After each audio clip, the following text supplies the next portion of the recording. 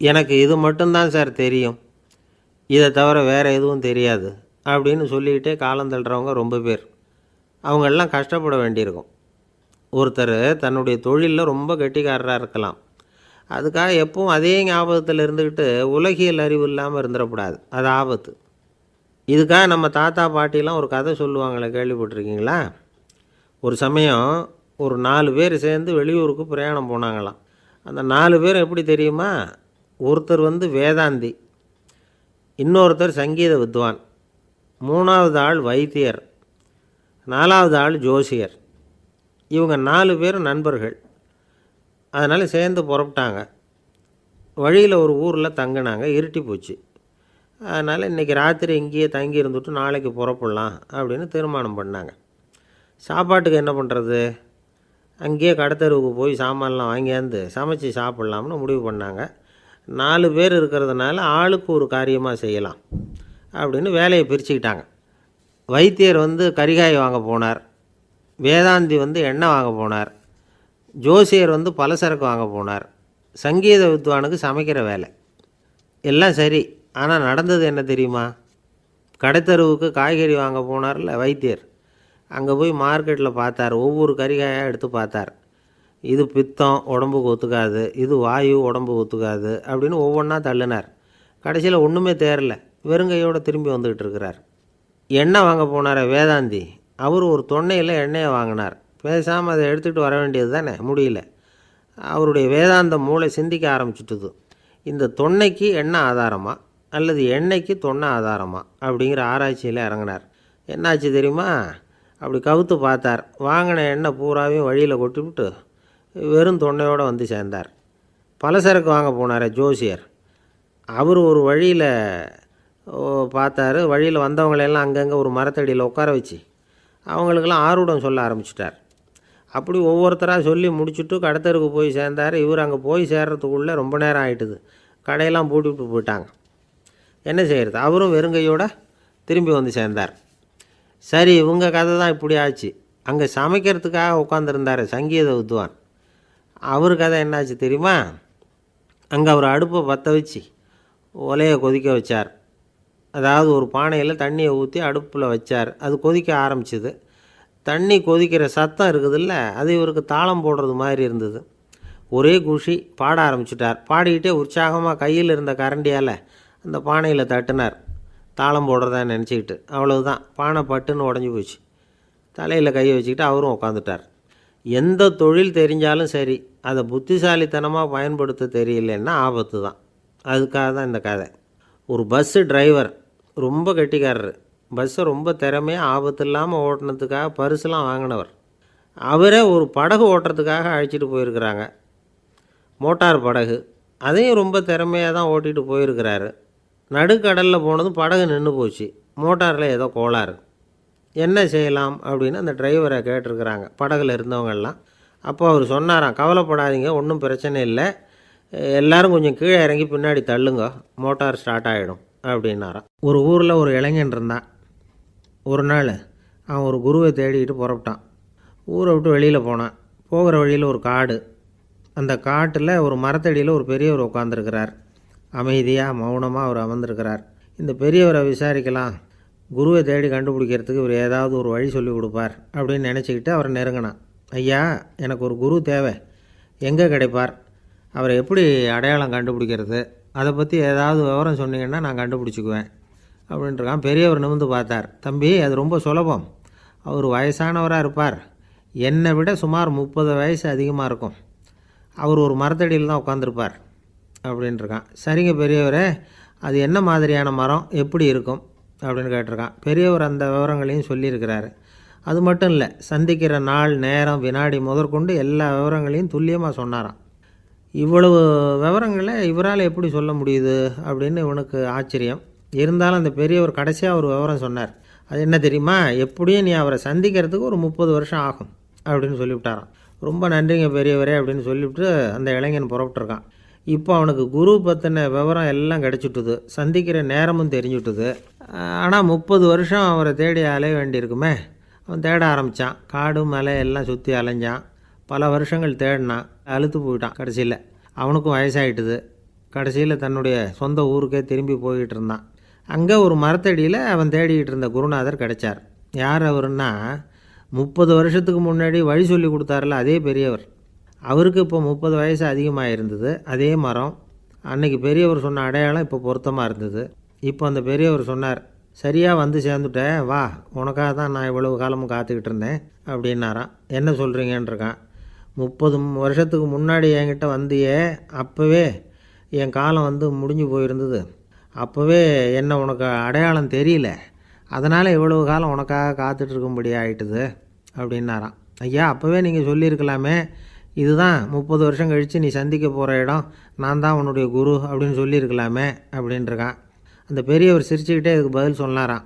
நான் எவ்வளவோ விவரமாக தான் சொன்னேன், நீ சரியாக புரிஞ்சிக்கல. காரணம், அப்போது நீ போதுமான அளவுக்கு பக்குவம் பெற்றிருக்கவில்லை. அதனால் புரியும் சக்தி இல்லாமல் போயிட்டுதப்போ 30 ஆண்டு காலம் நீ அலைஞ்சி தெரிஞ்சிருக்கிற. அது காரணமாக இப்போ உனக்கு அந்த பக்குவம் வந்துட்டுது. அதனால தான் அடையாளம் காண முடிஞ்சுது, நானே உன்னுடைய குரு அப்படின்னாராம். இதிலேருந்து என்ன தெரியுதுன்னா, ஆன்மீகத்தில் மாணவனாக சேர்றதுக்கு கூட ஒரு பக்குவத்தன்மை தேவைப்படுது. ஒரு பெரிய ஞானி, அவர்கிட்ட ஒரு சீடனாக இருக்க ஒருத்தன் வந்தான், எதிரில் நின்னான். ஞானி அவனை வெகு நேரம் உற்று பார்த்தார். அப்புறம் சொன்னார், சீடனாக இருக்கிறது ரொம்ப சிரமம்னார். நான் தயாராக இருக்கிறேன்னா. அது இன்னமும் சிரமமாச்சே, இங்கே வந்து குருவாக இருக்கிறது மட்டுமே சுலபம் அப்படின்னாராம். அப்படின்னா நான் குருவாகவே ஆயிடுறேன் அப்படின்னானா. இது போலவே இந்த காலத்தில் கதை ஒன்று உண்டு. ஒரு பள்ளிக்கூடத்தில் வகுப்பு ஆசிரியர் மாணவனை திட்டிக்கிட்டு இருந்தார். டேய், நீ 100க்கு 10 மார்க்கு தான் வாங்கிக்கிட்டு இருக்க. இவ்வளவு மோசமாக நீ படித்தா கடைசியில் மாடு மேய்க்கிறது கூட லாய்க்கு இல்லாதவனா ஆகிடுவேன். அதுக்கப்புறம் என்ன செய்ய போகிறேன் அப்படின்னாராம். பையன் தலையை சொரிஞ்சிக்கிட்டே சொன்னானா, சார் அப்படின்னா ஒன்று செய்கிறேன் அப்படின்னானா. இவர் கேட்டிருக்கார், என்ன செய்ய போகிறேன்னு. வேறு என்ன சார், உங்களை மாதிரி ஒரு ஆசிரியர் ஆகிடுறேன் அப்படின்னானா. இமயமலை அடிவாரத்தில் ஒரு மடம். அங்கே ஒரு சன்னியாசி இருந்தார். அவர்கிட்ட ஒருத்தர் வந்தார். சுவாமி, ஆசையை உதற நினைக்கிறேன், முடியல, ஒட்டிக்கிட்டே வருது அப்படின்னாராம். இப்படி உட்கார, ஒரு கதை சொல்கிறேன் அப்படின்னு சொல்லி அவர் சொல்ல ஆரம்பித்தாராம். அவர் சொன்ன கதை என்னென்னா, ஒரு ஊரில் ஒரு ஆள் இருந்தான். அவன் பேர் குப்புசாமி. அவன்கிட்ட எப்பவும் ஒரு பழைய தொப்பி இருக்கும், விடவே மாட்டான். அதனால் அவனை எல்லோரும் தொப்பி சாமி அப்படின்னு தான் கூப்பிடுறது வழக்கம். ஒரு புது தொப்பி வாங்கிக்கப்படாதாப்பா அப்படின்னு நண்பர்கள்லாம் சொல்லி பார்த்தாங்க. பணத்துக்கு எங்கே போவேன் அப்படின்னு விட்டானா. பணம் வச்சுருக்கான், செலவு பண்ண மனசு வரல, மகா கஞ்சன். பழைய பாட்டில்கள்லாம் வாங்கி விற்றுக்கிட்டு இருந்தான். அப்படி ஒரு தடவை பழைய கண்ணாடி சாமான்களை ஏலத்தில் எடுத்தப்போ அதில் ஒரு அருமையான சென்ட்டு பாட்டில் கிடச்சிது. உடனே ஒரு ஐடியா பண்ணான். அந்த சென்ட்டை வந்து சின்ன சின்ன பாட்டில்களில் அடைச்சி ஜன்னல் ஓரமாக அடுக்கி வச்சுட்டான். அதை விற்றா நிறைய பணம் கிடைக்குமே, அதனால். இதுக்கு இடையில் ஒரு நாள் அவன் வந்து அப்படியே உட்காந்துருந்தான். அந்த நேரம் நண்பன் வந்தான். ஏண்டா, உன் பழைய தொப்பியை மாற்றப்படாதா, ஊரில் எல்லோரும் கேலி பேசுகிறாங்களே உன்னை தொப்பி சாமின்னு அப்படின்னு சொல்லி கேட்டிருக்கான். இந்த சென்ட்டு பாட்டில் விற்றதும் பணம் வரும், அதுக்கப்புறம் பார்க்கலாம் அப்படின்னு நானா. இவன் சரி வா, நீச்சல் குளத்துக்கு போயிட்டு வருவோம் அப்படின்னு கூப்பிட்ருக்கான் நண்பன். 2 பேரும் போனாங்க. அதே நேரம் அந்த ஊர் நீதிபதியும் அங்கே குளிக்க வந்தாராம். அவர்கிட்ட இருந்தது விலை வசந்த ஒரு புது தொப்பி. அதை அங்கே இருந்த ஸ்டாண்டில் மாட்டிவிட்டு குளிக்க போனார். இதுக்கிடையில் குப்புசாமி குளிச்சுட்டு வந்தான். அவனுடைய பழைய தொப்பியை காணலை. அந்த புது தொப்பியை பார்த்தா இது நண்பனுடைய வேலை தான் அப்படிங்கிறதாக புரிஞ்சுக்கிட்டு அதை எடுத்து மாட்டிகிட்டு வந்துட்டான். நீதிபதி குளிச்சுட்டு வந்து பார்க்குறாரு, தொப்பியை காணும். போலீஸில் புகார் கொடுத்தார். அவங்க வந்து தேடினாங்க. ஒரு மூலையில் பழைய தொப்பி கிடச்சிது.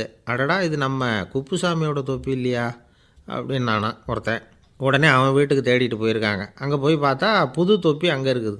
உடனே அவனுக்கு 1000 ரூபா அபராதம் போட்டாங்களாம். அவன் பணத்தை கட்டிவிட்டு ரொம்ப எரிச்சலோடு வீட்டுக்கு வந்தான். பழைய தொப்பி கண்ணில் பட்டுது. மறுபடியும், உன்னால் தானே எனக்கு 1000 ரூபா நஷ்டம் அப்படின்னு சொல்லி அதை எடுத்துக்கிட்டு அப்படி போயிருக்கான். அந்த ஊர் குளத்தில் வீசி எரிஞ்சிட்டு வந்துட்டான். அது மீன் பிடிக்கிற ஒருத்தன் கையில் சிக்கிச்சு. அவன் வர்ற வழியில் அதை எடுத்து வேகமாக வீசி எறிஞ்சான். அது நேராக குப்புசாமி வீட்டு ஜன்னல் வழியாக உள்ளே வந்து இந்த சென்ட்டு பாட்டில்கள் மேலே விழுந்து எல்லாம் உடஞ்சி நொறுங்கி போச்சு. குப்புசாமி பார்த்தான். தோட்டத்தில் ஆழமாக ஒரு குழியை வெட்டினான். அந்த தொப்பியை போட்டான், மூடிவிட்டான். இதை அடுத்த வீட்டுக்காரன் பார்த்தான். ஏதோ புதையல் தான் வச்சுருக்கான் போல இருக்குன்னு நினச்சான். போலீஸில் போய் புகார் கொடுத்துட்டான். மறுபடியும் போலீஸ் குழியை தோண்டினாங்க. பழைய தொப்பி மறுபடியும் வெளியில் வந்தது. எல்லோரும் சிரிக்கிறாங்க. அன்னைக்கு ராத்திரியே அந்த தொப்பியை எடுத்துக்கிட்டு நேராக புறப்பட்டான். ஒரு கல்லில் அதை சேர்த்து கட்டி குடிநீர் தொட்டி இருக்கும்ல, அதில் போட்டுட்டு வந்துட்டான். இனிமேல் என்ன பண்ணும் பார்ப்போன்னு. ஒரு நாள் திடீர்னு குழாயெல்லாம் அடைப்பட்டு போச்சு. மாநகராட்சி அலுவலர்கள் வந்து என்னன்னு பார்த்தா அந்த பழைய தொப்பி குழாயை அடைச்சிக்கிட்டு இருக்குது. இது குப்புசாமியோட தொப்பிங்கிறது தான் எல்லாருக்கும் தெரியுமே. உடனே குடிநீரை வந்து பாழாக்கணத்துக்காக குப்புசாமிக்கு கோர்ட்டு 2500 ரூபா அபராதம் போட்டுவிட்டுது. அதையும் கட்டிவிட்டு வெளில வந்தான். கடைசியாக முடிவு பண்ணான். ஒரு நெருப்பு குச்சியை கிழிச்சான், தொப்பியை கொளுத்தினான், எரிஞ்சுது. எடுத்து வெளில எரிஞ்சான். கொஞ்ச நேரத்தில் தீ அணைப்பு படம் வந்துட்டுது. ஆமாம், இவன் எடுத்து எரிஞ்சது வெளியில் விழுந்து வீட்டு கூரையே பற்றிக்கிட்டு எரிய ஆரம்பிச்சுட்டுது. அவனோட பணத்தாசையும் அதோடு சேர்ந்து எரிஞ்சு போச்சான். இப்படி ஒரு கதை. இந்த கதையை சொல்லி முடித்தார் அந்த இமயமலை அடிவாரத்தில் இருந்த சன்னியாசி. இப்போ அந்த குப்புசாமி எங்கே இருக்கிறான்னு கேட்டார் எதிரில் இருந்தவர். இதோ உன் எதிரிலே இருக்கிறான், நான் தான் அந்த குப்புசாமி அப்படின்னாரான் அந்த சன்னியாசி. அந்த குப்புசாமிகிட்ட இருந்தது மாதிரி ஒரு பழைய தொப்பி நம்ம ஒவ்வொருத்தர்கிட்டையும் உண்டு. அதை எப்படி தொலைக்கிறதுன்னு தெரியாமல் தடுமாறிக்கிட்டு இருக்கிறோம். அது என்ன தொப்பிங்கிறீங்களா? அதுதான் நம்மை சூழ்ந்திருக்கிற மாயை அப்படிங்கிறார் சுவாமி சின்மயானந்தர். மெய்ஞானம் கிடைக்கிறப்போ மாயை வந்து எரிஞ்சு போகும் அப்படிங்கிறது அவருடைய கருத்து. நம்மால் ஒருத்தர் வேகமாக ஓடி வந்தார். காலில் மாட்டியிருந்த பழைய செருப்பு ரெண்டையும் ஆவேசமாக தூக்கி ஒரு கிணத்துல போட்டுட்டு வெறுங்காலோடு நடந்து வந்துக்கிட்டு இருக்கிறார். ஏன் அப்படி பண்ணீங்க அப்படின்னு கேட்டோம். அந்த செருப்புக்கு சொந்தக்காரன் வந்து பின்னாடி வந்துக்கிட்டு இருக்கிறான், அதனால் அப்படி பண்ணேன் அப்படிங்கிறார் இவர். காசியில் இருக்கிற கடவுள் காசி விஸ்வநாதர், அங்கே இருக்கிற தேவி காசி விசாலாட்சி. இவங்க 2 பேரும் ஒரு நாள் பேசிக்கிட்டு இருந்தப்போ கடவுள் சொன்னார், இந்த மனிதர்களை நாம் ரொம்பவும் நம்பிக்கையோடு தான் படைச்சிருக்கிறோம், இருந்தாலும் அவங்களுக்கு தான் நம்பிக்கை இல்லை, எதுலேயும் ஒரு உண்மையான நம்பிக்கை இல்லாமல் வாழ்ந்துக்கிட்டு இருக்கிறாங்க அப்படின்னார். என்ன அப்படி சொல்கிறீங்க? அதோ பாருங்கள், எவ்வளவு பேர் காசியை தேடிட்டு வந்து கங்கையில் குளிச்சுக்கிட்டு இருக்கிறாங்க. அவங்களெலாம் நம்பிக்கை இல்லைன்னா இவ்வளவு தூரம் தேடிட்டு வந்து இங்கே குளிப்பாங்களா அப்படின்னு நாங்கள் தேவி. சரி, அதை சோதித்து பார்க்கலாம் அப்படின்னு 2 பேரும் முடிவு பண்ணிக்கிட்டாங்க. உடனே ஒரு திட்டம் போட்டாங்க. அது எப்படின்னா, நாம் 2 பேருமே பக்தர்கள் மாதிரி உருவத்தை மாற்றிக்கிட்டு கங்கை கரைக்கு போக வேண்டியது. நான் வந்து கங்கையில் இறங்கி குளிக்கிறேன். கொஞ்ச நேரத்தில் சுழலில் மாட்டிக்கிட்டது மாதிரி நடிக்கிறேன். நீ உடனே கரையிலிருந்து சத்தம் போடும், என்னோடய வீட்டுக்காரரை யாராவது காப்பாற்றுங்களேன்னு சத்தம் போடும். அதோடு இன்னொன்று சொல்லு, யாராவது ஒரு புண்ணிய ஆத்மா அவர்கிட்ட போய் அவருடைய முடியை பிடிச்சி இழுக்கணும். அப்படி ஒரு சாபம் இருக்குது எங்களுக்கு.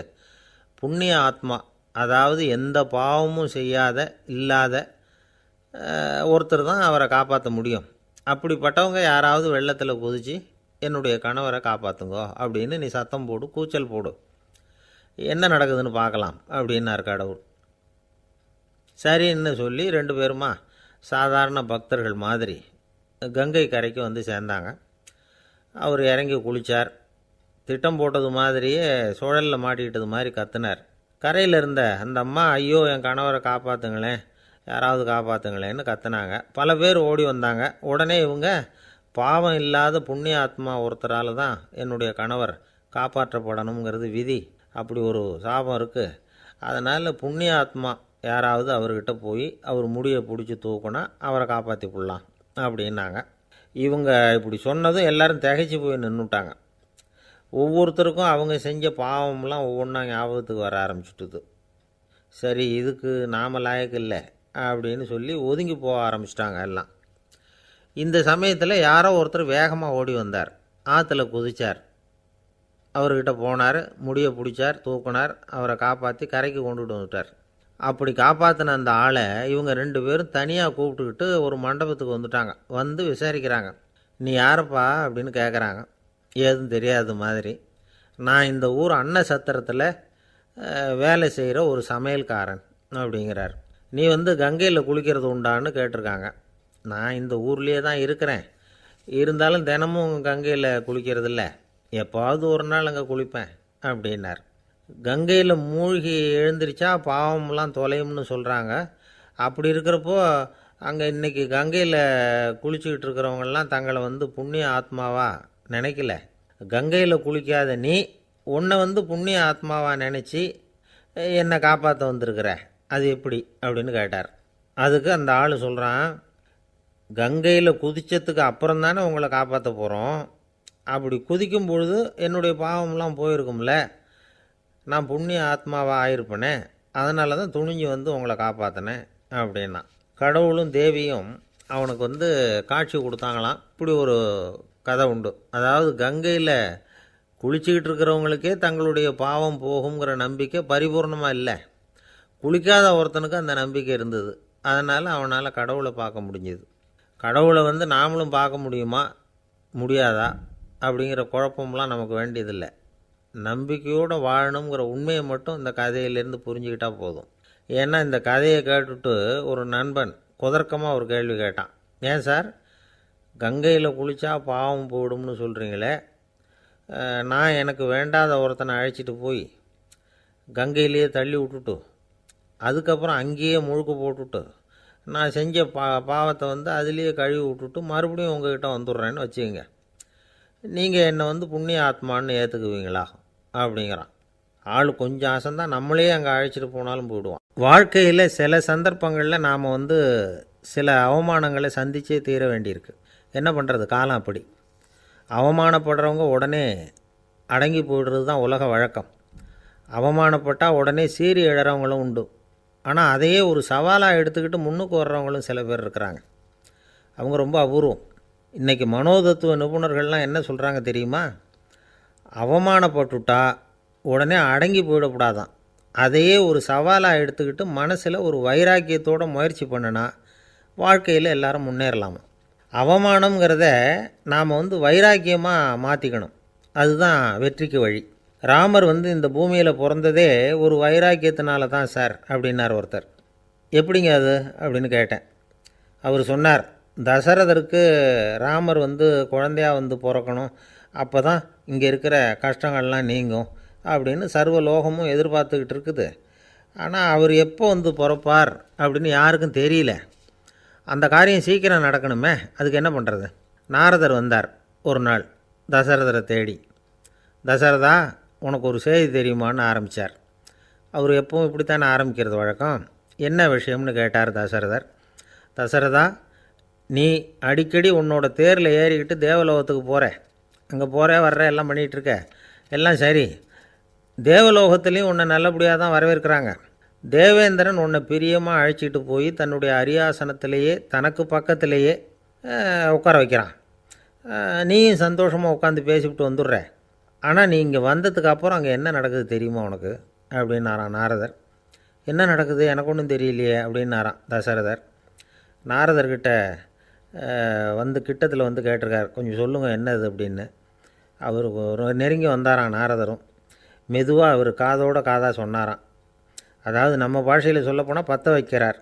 நீ அங்கே தேவேந்திரங்கிட்ட உட்காந்து பேசிவிட்டு வந்த பிறகு நீ அங்கே உட்காந்துருந்த அரியாசனத்தை தண்ணி ஊற்றி கழுவி சுத்தப்படுத்துகிறாங்க. நீ என்ன அந்த அளவுக்கு சுத்தம் இல்லாத ஆளா, தினம் குளிக்காமையாக இருக்கிற அப்படின்னாராம். தசரதருக்கு இது ரொம்ப அவமானமாக போயிட்டுது. அப்படியே செய்கிறாங்க அப்படின்னாராம். ஆமாம், நீ வேணும்னா நான் சொல்கிறது உண்மையாக இல்லையா அப்படின்னு சோதனை பண்ணி பார்த்துக்கோ அப்படின்னாரான் நாரதர். உடனே தசரதர் இதுக்காகவே புறப்பட்டு தேவலோகம் போனார்.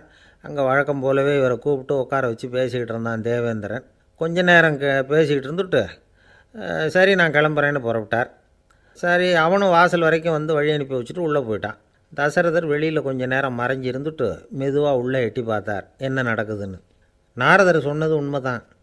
தசரதர் உட்காந்துருந்த ஆசனத்தை அங்கே 2 தேவர்கள் கழுவி சுத்தப்படுத்திக்கிட்டு இருக்கிறாங்க. தசரதரால் இதை தாங்கிக்க முடியல. அவருக்கு ரொம்ப அவமானமாக போச்சு. நேராக கிடுகிடுன்னு தேவேந்திரங்கிட்டே போனார். நான் உட்காந்துருந்த இருக்கையை சுத்தம் பண்ணுறியே, நான் என்ன அந்த அளவுக்கு பாவியா அப்படின்னு கேட்டார். ரொம்ப கோபமாக கேட்டார். தசரதரே, மனுஷனுக்கு 3 கடன்கள் உண்டு. தேவக்கடன், ரிஷி கடன், பித்ரு கடன். இதை தீர்க்காதவன் பாவியாகிறான். இதில் மகனை பெறுவதால் தான் பித்ரு கடன் தீரும். உனக்கு மகன் கிடையாது, அதனால் நீ பாவியாகிற. பாவி உட்காந்துருந்த இடம்ங்கிறதுனால அதை சுத்தம் செய்ய வேண்டியது எங்கள் கடமை அப்படின்னு நானும் தேவேந்திரன். இந்த இடத்துல தசரதருக்கு ஏற்பட்ட அவமானம் ஒரு வைராக்கியமாக மாறிச்சு. தேவேந்திரனே கேட்டுக்கோ, ஒரு மகனை பெற்ற பிறகு தான் இந்த சபையில் மறுபடியும் அடி எடுத்து வைப்பேன் அப்படின்னு சொல்லிவிட்டு போயிட்டாராம். போய் புத்திர காமேஷ்டி யாகம் பண்ணார். புத்திரர்கள் பிறந்தார்கள். இந்த கதையில் உள்ள கருத்து என்னென்னா, தேவேந்திரன் தசரதரை அப்படி அவமானப்படுத்தலைன்னா அவருக்கு இப்படி ஒரு வைராக்கியம் பிறந்திருக்குமா? யோசித்து பார்க்கணும். நமக்கு ஏற்படுகிற சில அவமானங்களையும் வைராக்கியமாக மாற்றிக்குவோம். அப்படி மாற்றிக்கிட்டோம்னா வாழ்க்கையில் முன்னேறலாம். நம்ம ஆளுங்க சில பேர் அவமானத்தை வைராக்கியமாக மாற்றிக்கிறது எப்படி தெரியுமா? நம்மக்கிட்ட ஒரு பையன் சொன்னான், எங்கள் அப்பா என்னை எல்லாருக்கும் முன்னாடி வச்சு திட்டிவிட்டார், பொறுப்பு இல்லாமல் ஊர் சுற்றுறேன்னு சொல்லி அவமானப்படுத்தி விட்டார். இனிமேல் நீ என் முகத்திலேயே முழிக்காதரா போடான்னு வேறு சொல்லிவிட்டார். எனக்கு ரோஷம் வந்துட்டுது. அந்த அவமானத்தை வைராக்கியமாக மாற்றிக்கிட்டேன். அன்னையிலேருந்து அவர் முகத்திலேயே முழிக்கிறது இல்லை அப்படின்னா. அப்படியான்னு கேட்டோம். ஆமாங்க, அவர் வீட்டில் இல்லாத நேரமாக பார்த்து உள்ளே சமையல் கட்டுக்கு போய் சாப்பிட்டுட்டு நைஸாக வெளியில் வந்துடுவேன் அப்படிங்கிறான் அவன். ஜவஹர்லால் நேரு பிரதமராக இருந்த சமயம் அவர் ஒரு தடவை சென்னைக்கு வந்திருக்கிறார். இங்கே சில முக்கிய நிகழ்ச்சிகளில் கலந்துக்கிறதுக்காக வந்திருந்தார். ஆளுநர் மாளிகையில் ஒரு நாள் ராத்திரி தங்கி மறுநாள் புதுடெல்லி புறப்படுறதாக ஏற்பாடு. நிகழ்ச்சியிலெல்லாம் முடிச்சுக்கிட்டு ஆளுநர் மாளிகையில் தங்கியிருக்கிறார். அன்றைக்கு இரவு படிக்கிறதுக்கு ஒரு முக்கியமான புத்தகம் அவருக்கு தேவைப்பட்டது. அந்த சமயத்தில் உலக அளவில் ஒரு முக்கியமான பொருளாதாரம் சம்பந்தமான ஒரு புத்தகம் வெளியாகி இருக்கிற விஷயம் அவருக்கு தெரியும். அந்த புத்தகம் மெட்ராஸுக்கு வந்திருக்குமா, அது இங்கே கிடைக்குமா அப்படின்னு விசாரிச்சிருக்கிறார் நேருஜி. அவர் இப்படி கேட்ட உடனே அங்கே இருந்தவங்கள்லாம் ரொம்ப பரபரப்பாக செயல்பட ஆரம்பிச்சுட்டாங்க. முக்கியமான இடங்கள்ல எல்லாம் விசாரிச்சிருக்கிறாங்க அந்த புத்தகம் உங்கள்கிட்ட இருக்கான்னு. சென்னையில் உள்ள கன்னிமாரா நூல் நிலையத்துக்கு எப்படியும் அந்த புத்தகம் வந்திருக்கணும் அப்படின்னு ஒரு நம்பிக்கை. அங்கே விசாரித்தாங்க. அந்த புத்தகம் 2 நாளைக்கு முன்னாடி தான் அங்கே வந்திருக்குது அப்படிங்கிற விஷயம் தெரிஞ்சுது. உடனே எல்லோரும் அங்கே ஓடினாங்க. அவங்களுக்கு இன்னொரு சந்தேகம், புத்தகம் வந்திருக்கு சரி, அது இந்த சமயத்தில் வேறு யாரும் படிக்கிறதுக்கு எடுத்துகிட்டு போயிருக்கக்கூடாதே அப்படிங்கிற சந்தேகம் இருந்தாலும் மனசுக்குள்ளே ஒரு தைரியம். இப்படி ஒரு புத்தகம் வெளிவந்திருக்கிற விஷயமே நேருஜி சொல்லி தான் நமக்கே தெரியும். அதுவும் இல்லாமல் உலக பொருளாதாரம் சம்பந்தமான ஏதோ ஒரு புத்தகம் அது. அதை போய் இந்த நேரத்தில் அவ்வளவு ஆர்வமாக யார் எடுத்துகிட்டு போயிட போகிறாங்க அப்படிங்கிற தைரியம். இந்த தைரியத்தோடு அந்த நூல் நிலையத்துக்கு ஓடினாங்க. புத்தகத்தை தேடினா அது கிடைக்கல. யாரோ எடுத்துகிட்டு போயிருக்கிறாங்க. நேருவுக்கு மட்டுமே தெரிஞ்சிருந்த அந்த புத்தகம் பற்றின விஷயம் சென்னையில் வேற ஒருத்தருக்கும் தெரிஞ்சிருக்குது. உடனே எல்லோரும் பரபரப்பாக அந்த அதுக்குன்னு இருக்கிற ரிஜிஸ்டர் இருக்குல்ல, பதிவேடு, அதை புரட்டி பார்க்குறாங்க யார் எடுத்துகிட்டு போகிறாங்கன்னு தெரிஞ்சுக்கிறதுக்காக. எடுத்துகிட்டு போனவங்க அதில் கையெழுத்து போட்டிருப்பாங்கல்ல, அதை பார்த்து யாருன்னு தெரிஞ்சுக்கலாம் அப்படிங்கிறதுக்காக தான் அதை புரட்டுறாங்க. அதோ அந்த புத்தகத்தோட பேர் பக்கத்தில் அதை எடுத்துக்கிட்டு போனவங்க கையெழுத்து உத்து பார்க்குறாங்க எல்லாரும். அதில் போட்டிருக்குது பேர் CN அண்ணாதுரை அப்படின்னு எழுதியிருந்தது. அவர் தான் பேரறிஞர் அண்ணா. நேரு படிக்க விரும்பின ஒரு புத்தகத்தை அதே நேரம் படிக்க விரும்பின இன்னொரு தலைவர் இவர். படிக்கிறதுல அவருக்கு இருந்த ஆர்வத்தை நாம் தெரிஞ்சுக்கணும்னா அதுக்கு எவ்வளவோ சம்பவங்கள் இருக்குது. கடைசி காலத்தில் அவர் அடையாறு மருத்துவமனையில் படுத்திருக்கிறார். அவருக்கு ஒரு முக்கியமான அறுவை சிகிச்சை செய்ய வேண்டியிருக்குது அவசரமாக. அமெரிக்காவிலேருந்து டாக்டர் மில்லர் வந்திருக்கிறார். அவர்கிட்ட கேட்குறார், டாக்டர் நாளைக்கே அறுவை சிகிச்சை செய்ய போகிறீங்களா அப்படின்னு. ஆமாங்கிறார் டாக்டர் மில்லர். நாளைக்கு மறுநாள் செஞ்சுக்கிறேனே அப்படின்னாரான் அண்ணா. ஏன் ஏதாவது நாள் பார்க்குறீங்களான்னு கேட்டிருக்கார். இல்லை, ஒரு புத்தகத்தை படிச்சுக்கிட்டு இருக்கிறேன், அதை நாளைக்குள்ளே முடிச்சிருவேன், அதுக்கப்புறம் நான் இறந்தாலும் கவலை இல்லை அப்படின்னாரான் இவர். அவர் தான் அறிஞர் அண்ணா. சங்ககால நூல்கள்லேருந்து சமீபத்தில் வந்த நூல்கள் வரைக்கும் எல்லாம் அவர் படிச்சிருக்கிறார். ஒரு திருமண விழாவில் அவர் பேசும்பொழுது சொன்ன விஷயம் இது. சங்க காலத்தில் காதலியை மணக்க விரும்புகிறவனுக்கு அவனுடைய தந்தை வீர சோதனைகள்லாம் வைப்பார். போய் புலிப்பல் கொண்டுக்கிட்டு வா, அப்போ தான் என் பொண்ணை கொடுப்பேன் அப்படின்னு சொல்லுவார். காதலன் உடனே காட்டுக்கு போவான், ஒரு புலியை கொன்று அதனுடைய பல்லை கொண்டுக்கிட்டு வருவான். அதை வீர பதக்கத்தில் பதிச்சு அவனுக்கு மாமனார் சூட்டுவார் கல்யாண சமயத்தில். இப்போலாம் காதலன் கிட்ட அப்படி சொல்ல முடியாது. இப்போலாம் காதலன்கிட்ட காட்டுக்கு போய் புலிப்பல் கொண்டுக்கிட்டு வான்னு யாராவது சொன்னால் புலி தான் மாப்பிள்ளையாக வந்து சேரும் அப்படின்னார். ஒரு கடைக்கு போனேன், 5 ரூபா பணத்தை எடுத்து கொடுத்தேன். ஒரு தினசரி பத்திரிகையை கேட்டேன். அவர் உடனே அங்கே அடுக்கி வச்சுருந்த பத்திரிகையில் ஒன்று எடுத்து என் கையில் கொடுத்தார். வாங்கிக்கிட்டேன். மீதி பணத்தை எடுத்தார். அதையும் என் கையில் கொடுக்கணும்ல, கொடுக்கல. எதிரில் இருந்த பலகையில் வச்சு எடுத்துக்க சொன்னார். எப்பவும் அவர் அப்படி தான் பண்ணுவார். நானும் எடுத்துக்கிட்டு வந்துடுவேன். இவர் ஏன் இப்படி பண்ணுறாருங்கிறது எனக்கு ரொம்ப நாளாக ஒரு சந்தேகம். ஒரு நாள் அவர்கிட்டயே இதை கேட்டுவிட்டேன். ஏங்க, நீங்கள் உங்கள் கடைக்கு வந்து பொருள்கள் வாங்குறவங்களுக்கு நீங்கள் பாக்கி சில்லறையை கொடுக்குறப்போ பலகையில் வச்சு விட்றீங்க, கையில் கொடுக்க மாட்டேங்கிறீங்களே, ஏன் அப்படின்னு கேட்டேன். காசை கையில் கொடுத்தா நம்மக்கிட்ட இருக்கிற லட்சுமி போயிடுவா சார் அப்படின்னார். அதாவது பணம் செலவாயிடும் அப்படின்னு அர்த்தமா. இன்னொரு நண்பர், அவர் ஒரு நாள் வழக்கத்துக்கு மாறாக ரொம்ப சோகமாக உட்காந்துருக்கிறார். ஏங்க என்னாச்சு, ஏன் இப்படி கப்பலே கவிழ்ந்தது மாதிரி உட்காந்துருக்குறீங்க அப்படின்னு கேட்டேன். கப்பலே கவிழ்ந்திருந்தா கூட நான் இப்படி கவலைப்பட மாட்டேன் சார், வேறு ஒன்று நடந்து போச்சுன்னார். என்னன்னு கேட்டேன். என் உச்சந்தலையில் பல்லி ஒன்று விழுந்துட்டுதுன்னார். அதுக்காகவா இப்படி அப்படின்னு ஆச்சரியப்பட்டேன். ஆமாங்க, பல்லி உச்சந்தலையில் விழுந்தால் பலன் என்னன்னு பஞ்சாங்கத்தில் பார்த்தேன், மரணம்னு போட்டிருக்கு அப்படின்னு சொல்லிவிட்டு அவர் தொடர்ந்து கவலைப்பட ஆரம்பிச்சிட்டார். இப்படியும் ஒருத்தர், என் கூட வேலை பார்க்குற ஒருத்தர் எப்படி தெரியுமா, தினமும் வலது காலை வச்சு தான் ஆஃபீஸுக்கு உள்ளே நுழைவார். என்றைக்காவது தவறுதலாக இடது காலை வச்சு உள்ளே வந்துட்டார்னா அன்னைக்கு பூரா மனசு சங்கடப்படுவார், எந்த வேலையும் சரியாக ஓடாது.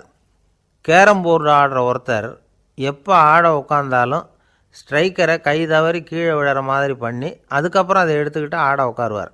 ஏன்னா எப்போவும் ஒரு தடவை நிஜமாகவே அது கை தவறி கீழே விழுந்திருக்குது. அன்னைக்கு பிரமாதமாக ஜெயிச்சுட்டார். உடனே ஒரு முடிவுக்கு வந்துட்டார், கை தவறுனா லாபம் அப்படின்னு. அதுக்கப்புறம் அதையே பழக்கமாக்கிக்கிட்டார். பூனை குறுக்க போனால் சகனம் சரியில்லைன்னு நினைக்கிறவங்க உண்டு. ஆனால் ஒருத்தர் எப்படி தெரியுமா, அவர் வெளியில் கிளம்புற சமயம் பக்கத்து வீட்டு ரேடியோவில் மியாவ் மியாவ் பூனைக்குட்டின்னு பாட்டு சத்தம் கேட்டால் கூட போதும், சகனம் சரியில்லைன்னு பிரயாணத்தை கேன்சல் பண்ணிவிடுவார். இப்போ இவ்வளவும் எதுக்கு சொல்கிறோம்னா, அளவுக்கு மீறின சகுன நம்பிக்கைகள் இருக்குது பாருங்கள், இதோட பயமும் சேர்ந்துக்கிட்டதுன்னு வச்சுக்கோங்க, இது ஒருத்தருடைய மனநிலையை பாதிச்சிடும். இது உளவியல் நிபுணர்கள் சொல்கிற கருத்து. வாழ்க்கையே தடுமாற வச்சிரும். பாதுகாப்பு இல்லாத உணர்வு, ஒரு விதமான டிப்ரெஷன் மனநிலை, இதெல்லாம் தான் இதுக்கு காரணமாக அமையலாம். சில பேர் காய்கறி நறுக்க கத்தியை கையில் எடுத்தால் கூட நேரம் சரியாக இருக்கா அப்படின்னு பார்த்துட்டு தான் வேலையை ஆரம்பிக்கிறது வழக்கம். அறிவு தான் மனசுக்கு வாத்தியாராக இருக்கணும், அப்போ தான் வாழ்க்கை நிம்மதியாக இருக்கும்.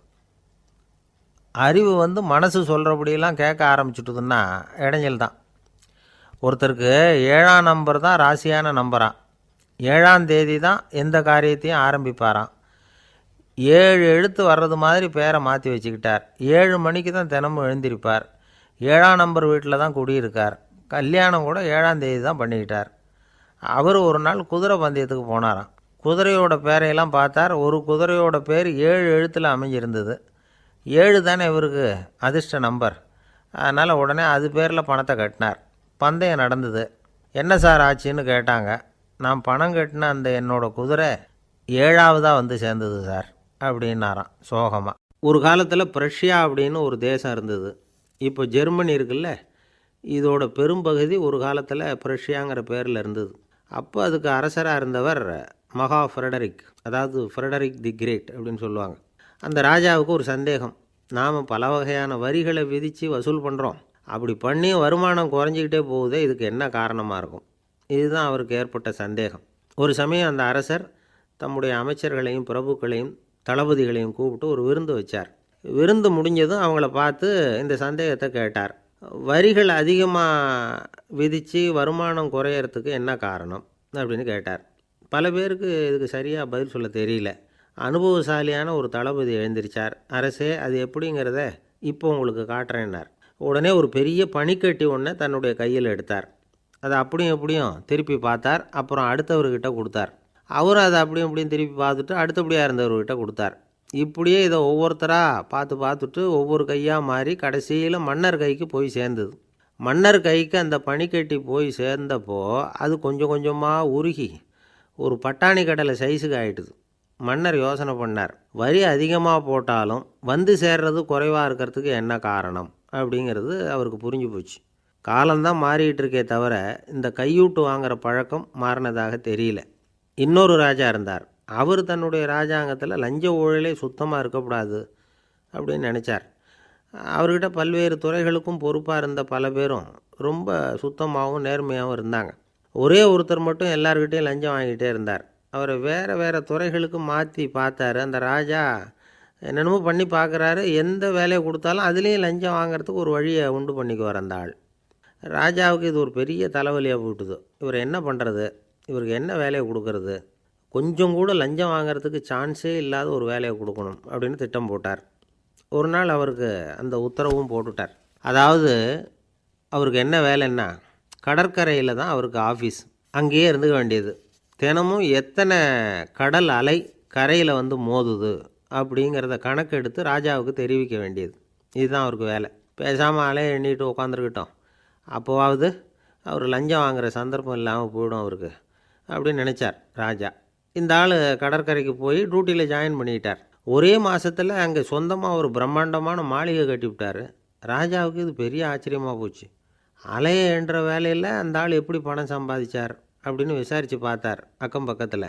அந்த ஆள் என்ன பண்ணியிருக்கிறாருன்னா, கடற்கரையில் போய் பொறுப்பை ஏற்றுக்கிட்ட உடனே அங்கே இருந்த மீனவர்கள்கிட்ட எல்லாம் இந்த கரையில் வந்து ஒரு நாளில் வந்து மோதுகிற அலைகள் எத்தனை அப்படின்னு கேட்டிருக்காரு. அது எப்படிங்க தெரியும்னு இருக்காங்க அவங்க. தினமும் அந்த எண்ணிக்கை தெரியணும். நம்ம ராஜாவுக்கு தினமும் அறிக்கை அனுப்பணும், டெய்லி ரிப்போர்ட்டு. தவறுனா நீங்கள் இந்த கடலில் போய் மீன் பிடிக்கிறதுக்கு ராஜாவோட அனுமதி கிடைக்காது அப்படின்ட்டுருக்காரு. உடனே மீனவர்களும் பயந்து போட்டாங்க. கடலுக்கு போகிறதுக்கு அனுமதி இல்லைன்னா பட்டினி கிடக்கிறது மாதிரி ஆகிடுமே.